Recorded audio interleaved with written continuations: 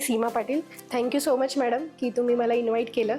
Actually आपण असं म्हणतो की जेव्हा तुमचं बॅकग्राऊंड खूप मॅटर करतं तुमच्या शिक्षणासाठी. EPF अँड ESI कन्सल्टंट तुम्ही आहात. येस, तर ह्या संकल्पना माझ्यासाठी खरंच खूप नवीन आहेत. करेक्ट. तर त्याच्याबद्दल आम्हाला ऐकायला आवडेल. नक्कीच. EPF ESI म्हणजे काय? हा एम्प्लॉयर स्टेट इन्शुरन्स स्कीम असते आणि एम्प्लॉईज प्रॉव्हिडंट फंड आहे. म्हणजे या दोन ज्या गोष्टी आहेत या point of view, employee point of view पण आहेत आणि एम्प्लॉयर पॉईंट ऑफ व्ह्यू पण आहेत. मी एक बेसिकली तुम्हाला सांगते, जर तुमची सर्व्हिस इंडस्ट्री किंवा ट्रेडिंग इंडस्ट्रीज असेल तर या केसमध्ये एम्प्लॉई जर 20 पेक्षा जास्त असतील तर ही गोष्ट तुम्हाला कंप्लायन्स कंपल्सरी करावा लागतो. नमस्ते, मी ॲडव्होकेट टीरा धाडगे.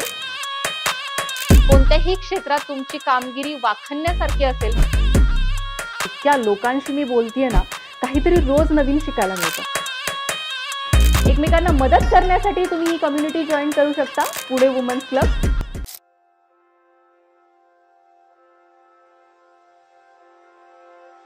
नमस्कार, मी ॲडव्होकेट नीरा धाडगे तुमचं सहर्ष स्वागत करत आहे पॉडकास्ट विथ नीरामध्ये.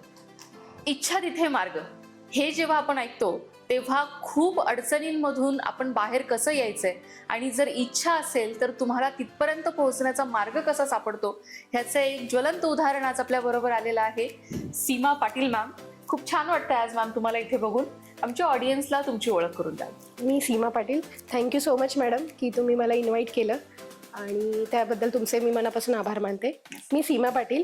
माझं प्रॉपर गाव फलटण आणि माझं सासर आहे कोल्हापूर. ओके. मी फलटणमध्ये माझं एज्युकेशन झालेलं आहे आणि त्याच्यानंतर मी पुण्यात शिकायला आले CA करायला.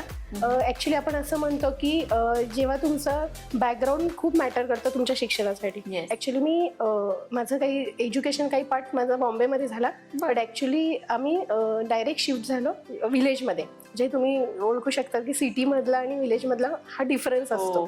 तर काही केसमध्ये मला असं झालं की माझं शिक्षण एज्युकेशन हे सगळं फलटणमध्ये झालं, पण त्याच्यानंतर पुणेमध्ये येण्यासाठी विलेजमधून एखादी जर मुलगी पुण्यात येते तर या केसमध्ये तिला बऱ्याच गोष्टींना सामोरं जावं लागतं. तो काही फेजमध्ये माझ्याही केसमध्ये असं झालं की मी पुण्यात आले, मग मी म्हणजे CAचं मला ॲक्च्युली ॲडमिशन करायचं होतं. तर मी पुण्यात आले. पुण्यामध्ये मग मी CAला ॲडमिशन घेतलं, मग हॉस्टेलला राहिले, मग जॉब करत करत माझं शिक्षण झालं काही केसमध्ये. आणि मग ते करत करत 2012ला मी इंटर पास झाले. बऱ्याच गोष्टींना म्हणजे जेव्हा मुलगी एखादी बाहेर पडते खेडेगावातून तर तिला सपोर्ट लागतो घरचा. ठीक आहे, फायनान्शियल सपोर्ट नाही तरी मेंटली सपोर्ट राहतो.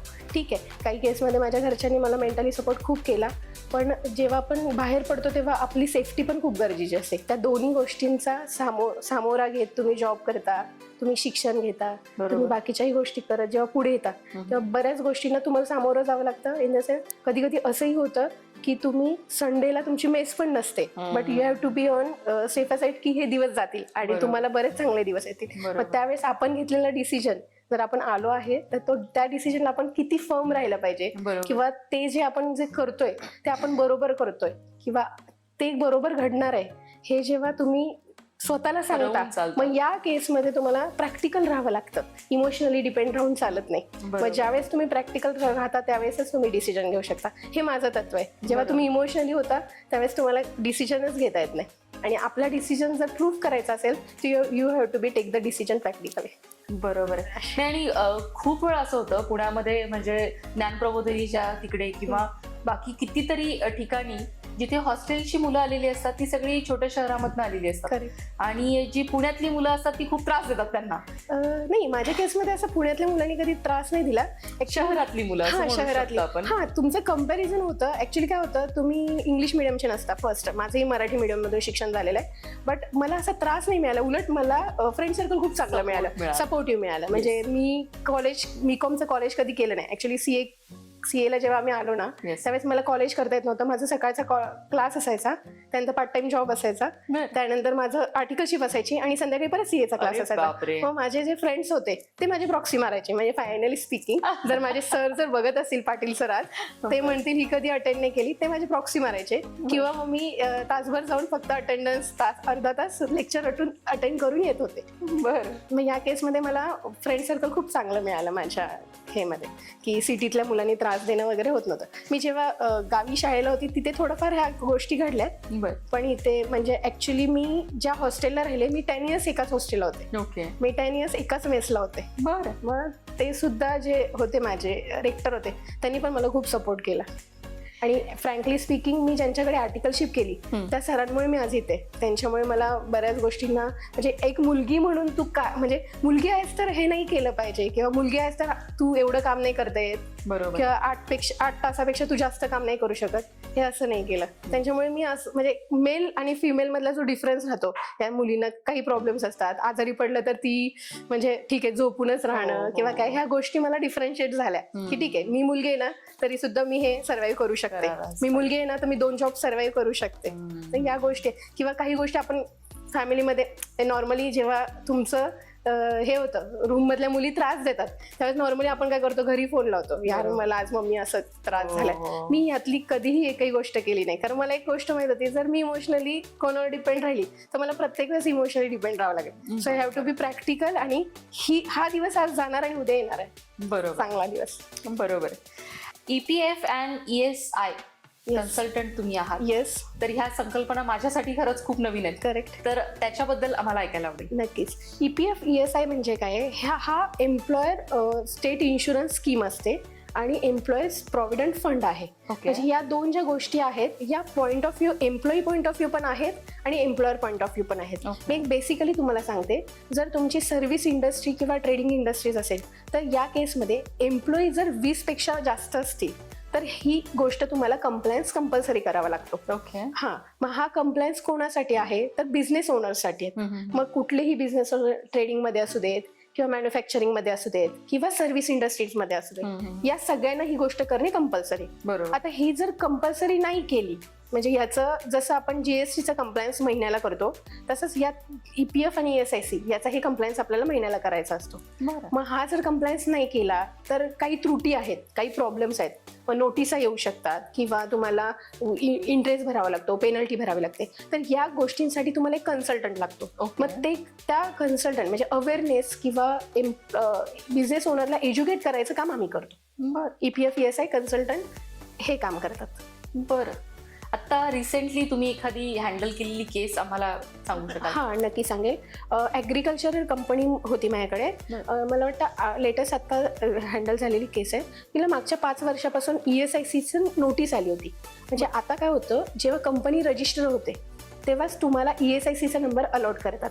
मग जेव्हा नंबर अलॉट होतो तर त्याच्या काही त्यांना लिमिट आहेत की बाबा 6 महिन्याच्या आत जर तुम्ही त्यांना अप्लाय नाही केलं की माझ्याकडे 20 एम्प्लॉई नाही आहेत तर त्या केसमध्ये तुम्हाला कंप्लायन्स पुढचा कंटिन्यू करावा लागतो. तर त्यांनी 4-5 वर्ष त्याकडे लक्षच दिलं नाही. Now the penalty interest and amount is 3,80,000. मग तो क्लायंट माझ्याकडे आला की बाबा मी माझ्याकडे तर एकही एम्प्लॉई नाहीये किंवा काही एम्प्लॉईज होते ते सोडून गेले असं पाठीमागचा 5 वर्षाचा मला नोटीसचा आलेला आहे. So we have done the back calculation. त्यांच्या रिटर्न मध्ये काही एम्प्लॉईजच्या कॉस्ट असतात ते वर्किंग आपल्याला करावं लागतं. ते वर्किंग करून आम्ही सबमिट केलं. सो ती जी व्यक्ती आहे त्यांचे 3,80,000 सेव्ह झाले. हे लेटेस्ट कॉस्ट आहे. म्हणजे जे तुम्हाला तिथे जाऊन सादर करावं लागतं डॉक्युमेंटेड बनवावे लागतात की बाबा ऍक्च्युली माझ्याकडे काय प्रॉब्लेम आहे किंवा तुम्ही काढलेली नोटीसला जे उत्तर द्यावं लागतं एक कन्क्लुजनला तुम्हाला यावं लागतं. बरोबर. की बाबा ही अमाऊंट एवढी होती आणि मला का लागत नाहीये आणि तुम्ही काढलेली जी नोटीस आहे तुम्ही काढलेली इंटरेस्ट अमाऊंट आहे याच्यावरचं कॅल्क्युलेशन माझं कसं राईट आहे. तर ती केस आम्ही जिंकलो आणि आपण त्यांना 3,80,000 जी त्यांना सेव्ह झालेली आहे ती अमाऊंट. तशीच एक PFची केस होती माझ्याकडे लेटेस्टमध्ये. ऍक्च्युली PF आणि ESIC ह्या दोन्ही गोष्टी वेगवेगळ्या आहेत. ESICचं तुम्हाला वेगळं रजिस्ट्रेशन घ्यावं लागतं आणि PFचं पण वेगळं रजिस्ट्रेशन घ्यावं लागतं. PFची केस म्हणजे तर लेटेस्ट नोन पर्सन आहात म्हणजे मी नाव नाही सांगू शकत. नॉन डिस्क्लोजर ॲग्रीमेंट्स असतात क्लायंटचे पण एव्हरीवन नोज दॅट पर्सन. त्यांचं ऍक्च्युली काय होतं 1.5 लाख रुपये टॅक्स असतो महिन्याचा. ते एम्प्लॉईचा टॅक्स भरत होते. सो त्यांचा काही जुन्या कन्सल्टंटची काही हे झालं म्हणून ते माझ्याकडे केस रेफर झाली. बरोबर. सो 15 मला तारीख पण आठवते 14 सप्टेंबरला ते माझ्या ऑफिसला ऍक्च्युली मला काम अगोदरच आलं होतं. 14 सप्टेंबरला माझ्या मुलीने त्यांचा फॉलोअप घेतला होता PF साठी. सो ते भरपूर फॉलोअप घेतल्यामुळे ते काय म्हणाले की हे जे पेमेंट करतोय आम्ही हे माझा जो जुना कन्सल्टंट आहे तो कधी पण करत होता, तुम्ही का गडबड करता 15 तारखेच्या आत पेमेंट करायची. पण ऍक्च्युली ड्यू डेट 15 तारीख आहे. बरोबर. मग ते म्हणाले मला तुमच्याकडून काम नाही करून घ्यायचं. ठीक आहे. सो माझा जस्ट एक कॉल गेला त्यांना की मॅडम सर आपण काय करू, उद्या एक आपण भेटू, एक व्हिजिट करा आमच्या ऑफिसला, आपण एक मीटिंग करू आणि मग ठरवू तुम्ही काम नाही करणार का मी काम नाही घेणार. ठीक आहे. दुसऱ्या दिवशी ड्यू डेट होती, ते 15 तारखेला आले. त्यांची बॅलन्स शीट घेऊन ते आले. त्यांना सांगितलं होतं मी ऑलरेडी की मॅडम सर तुम्ही बॅलन्स शीट आणि प्रॉफिट लॉस अकाउंट घेऊन या. बरोबर. So it will take 15 minutes. आमची मीटिंग झाली. त्या मीटिंगमध्ये असं मी त्यांना समजून सांगितलं की त्यांनी जो टॅक्स भरला होता तो 4.5 लाख रुपये टॅक्स एक्स्ट्रा भरला होता. कशासाठी? जो 1,50,000 तुम्ही टॅक्स भरता महिन्याला तो ड्यू डेटच्या आत भरावा लागतो EPF ESIC साठी. जर नाही भरला तर त्याच्यावरती तुम्हाला इन्कम टॅक्सला जो बेनिफिट मिळतो तो मिळत नाही आणि त्याच्यावरती 30% टॅक्स जातो. सो ही गोष्ट अवेअरनेस त्यांना माहीतच नव्हतं. आणि कसं आहे, तुम्ही जेन्युइन बिझनेसमॅन जेव्हा असता तेव्हा you have to focus on your business, not on compliance. त्यामुळे तर बाकीचे जे कन्सल्टंट लोक आहेत त्यांना तुम्ही हायर करता. बरोबर. But it's duty of consultant की तुम्हाला सांगायला पाहिजे की तुमचं ज्या गोष्टीमध्ये लूफहोल्स आहेत ते का आहेत, कशासाठी आहेत. So I am expert there की कुठले कंप्लायन्स कधी केले पाहिजे. मग या कंप्लायन्सची कॉस्ट जरी तुम्ही जर बँकेत पैसे ठेवले तर no one getting you the 30% interest. तुम्हाला कोणी 30% इंटरेस्ट देतं का? नाही देत. मग त्यांचं असं होतं की मला 5 दिवस होल्ड करायला मिळते कॅश. म्हणजे जुना कन्सल्टंट हा 20 तारखेला भरायचा पेमेंट. मग मी जर 15 तारखेला भरलं तर 5 दिवस मला 1.5 लाख रुपये वापरण्यासाठी मिळतात. मग ह्या 5 दिवसाची त्यांना कॉस्ट किती पडली पूर्ण वर्षाची? 4,50,000. सो त्यांनी स्वतःच्या डोक्याला हात लावला, CA ला फोन फिरवला. बट CA ची ही काही चूक नव्हती ना यामध्ये, त्यांना स्वतःलाच अवेअरनेस नव्हता. सो ही केस मी क्लोज केली. Now he is my client from 2-3 months. मस्त. असं वेगळ्या वेगळ्या क्षेत्रांमधनं ऐकलं ना की अजून काय शिकता येईल, अजून काय शिकता येईल असं होऊन जातं. करेक्ट. तर आमच्या सगळ्या शिक्षण इच्छुक व्यक्तींना तुम्ही या क्षेत्रामध्ये येण्यासाठी काय टिप्स द्या? काय टिप्स म्हणजे ज्यांना आपल्या आयुष्यात काहीतरी नवीन करायचं आहे, नवीन इन द सेन्स की बाबा मला आता काहीतरी शिकायला मिळणार आहे, मी रजिस्ट्रेशन करू कसे, किंवा एम्प्लॉईंचे कोड कसे काढू, किंवा हे कॅल्क्युलेशन कसं असतं. म्हणजे ज्यांना असं युनिक काहीतरी करायचं आहे त्यांनी या क्षेत्रात नक्की यावं. मी BComच्या स्टुडंटला किंवा MBA स्टुडंटला पण हे सांगू इच्छिते की यामध्ये बऱ्याच गोष्टी शिकण्यासारख्या आहेत. हे क्रिटिकल आहेत का? तर आहेत ऑब्व्हियसली. आणि जर क्रिटिकल गोष्ट नसेल तर तुम्हाला शिकण्यामध्ये पण मजा नाही. बरोबर. तर तुम्हाला शिकण्याची मजा पाहिजे तर तुम्ही कुठली गोष्ट क्रिटिकल सॉल्व्ह करता आली पाहिजे तुम्हाला. मग ज्यांना अशी इच्छा आहे की आता इथून पुढे जाऊन काय होईल, मी एम्प्लॉयरला कसं गाईड करू शकते, मी अवेअरनेस कसा क्रिएट करू शकते, किंवा मी टीच कसं करू शकते बिझनेसमॅनला एखाद्या गोष्टीतून बाहेर पडण्यासाठी मदत कशी करू शकते, मी ऑफिसरला हँडल कसं करू शकते, ह्या गोष्टी ज्यांना शिकायच्या असतील त्यांना ऑलवेज वेलकम आहे की तुम्ही या क्षेत्रात नक्की यावं. मस्त. खूप छान वाटलं सीमा मॅम आज तुम्हाला भेटून आम्हाला, आणि खूप काही नवीन शिकायला मिळालं. नक्कीच माझ्या कंपनीला सुद्धा ह्या गोष्टीची गरज आहे आणि तुमच्यामुळे आज आम्हाला इतक्या गोष्टी कळाल्यात तर आम्ही पण नक्कीच या कंप्लायन्सकडे लक्ष देऊ आणि तुम्हाला मी नक्कीच भेट दिली. नक्की. थँक्यू सो मच आज इथे आल्याबद्दल. Thank you for inviting me ma'am.